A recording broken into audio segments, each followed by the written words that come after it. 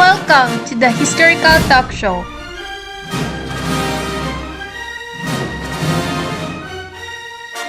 Good evening, everyone. Welcome to the Historical Discussion Show. I am Kiana Alviar and I will be your host for tonight.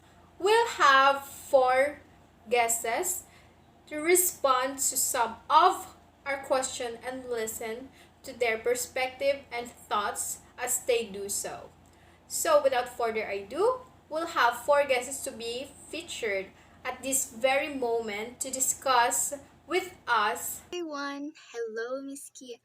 Thank you for having me today. Hello, Miss Kia.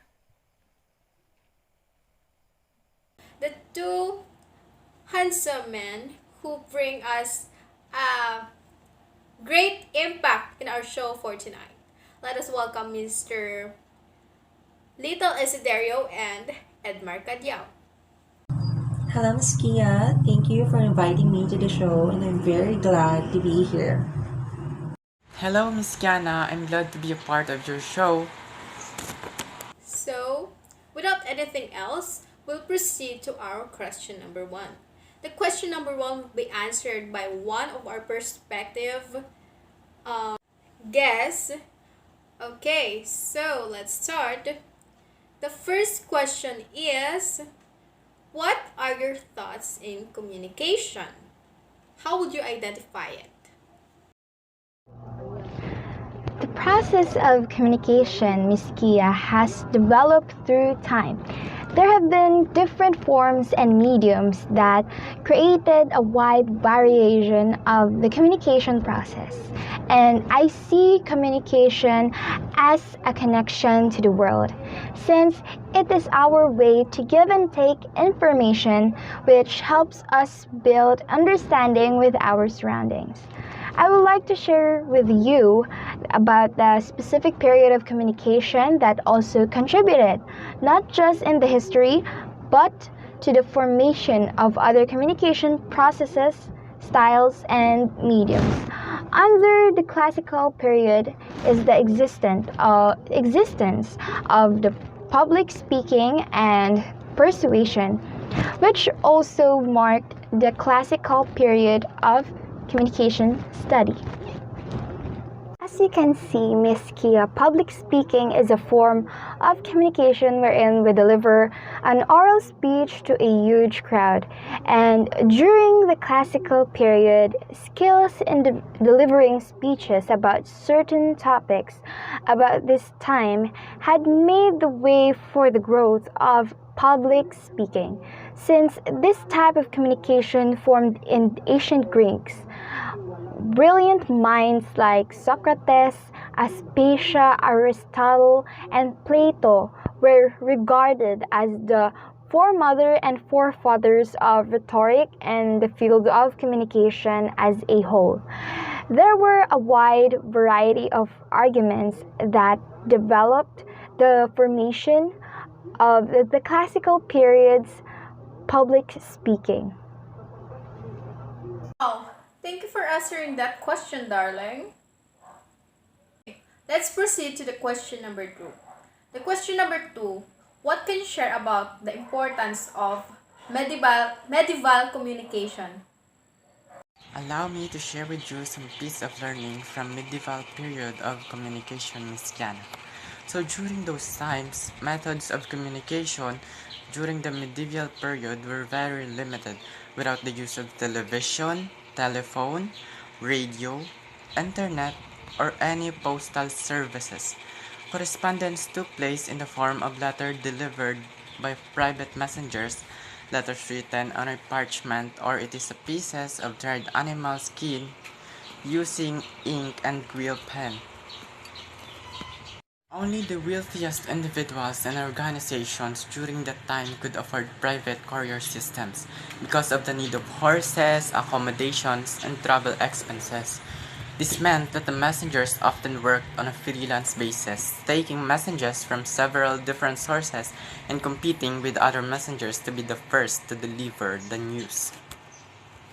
In contrast with a classical period of communication, Tremendous growth and innovation in the study of communication during the medieval period might be considered the dark ages of academic study. During this era, the Greco-Roman culture was dominated by Christian influence after the fall of Roman Empire. So the church during that time felt threatened by secular rhetorical works they considered full of pagan thought. While the church preserved many of the classical teachings of rhetoric, it made them scarce to those not in direct service to the church. A secular education was extremely hard to obtain during the medieval period for almost everyone. Thank you for answering that question, Mr. Isiderio. Let's proceed to the question number 3. The question number 3, can you relate how communication has changed through periods? On regards on that question, chronologically, the evolution of communication truly is fascinating. First, we start on the ancient communication. Ancient man was forced to be creative with communication and keep it consistent to maintain a common understanding. When speech originated around 500,000 BCE, communication was changed, but the system was not perfect and needed assistance. Then followed by the 15th and 16th century communication. For the most part, communication before the 15th century included verbal communication and limited written communication. People spoke to each other and wrote handwritten notes for an individual or a group. This is all changed after the printing press was invented. The Beishing and Wangchuan dynasties in China invented the first printing press in the 1300s, removing the need to handwrite all the paper messages. Next, the 17th century communication. The continued popularity of written communication caused the printing revolution to spill into the 17th century. War, famine, and domination became regular concerns of the 17th century people. Mentions of these events stirred up a lot of curiosity among the people that were out of geographical loop. In 1690, the newspaper was invented to accommodate those people. Cities all over the world got into the habit of publishing a newspaper with local international news to keep people informed. After that, on the 18th century communication, the public postal system was established. Letters were sent before this time period. Routes were established to boost efficiency. Post offices were created to keep drop-off and pick-up locations consistent, and costs were set in place to make the business profitable. On the 19th century communication, the great minds working towards improving communication took a large step. Electricity was incorporated into communication channels, coining the term telecommunications. Followed by the 20th century communication, which was a busy time for communication.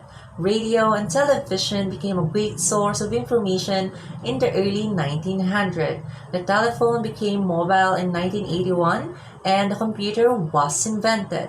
Simultaneously, online written communication expanded into email, which completely changed the game. Nonetheless, the combination of a PC and the internet made written communication fast, easy, and convenient. Presently, now on the 21st century communication, it's no surprise that as communication got faster, the human race became more impatient with it. Communication of the 21st century kept up with these needs by creating even more tools and increasing the efficiency of existing ones. Video conferencing software is a perfect example of communication technology accommodating to the fast-paced information age. People would no longer have to be in the same place for face-to-face communication. This was a huge development for people and businesses who frequently communicate from long distances. Moreover, another dominator of the 21st century communication tools is the ever-famous social media. The question number 4. Can you share your insight about your respective communication through period to the present or modern communication?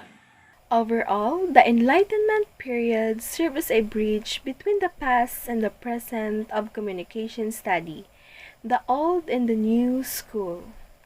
During this period, people used many of the early approaches to further explore communication in ways that would ignite an explosion in the communication field in the 20th century.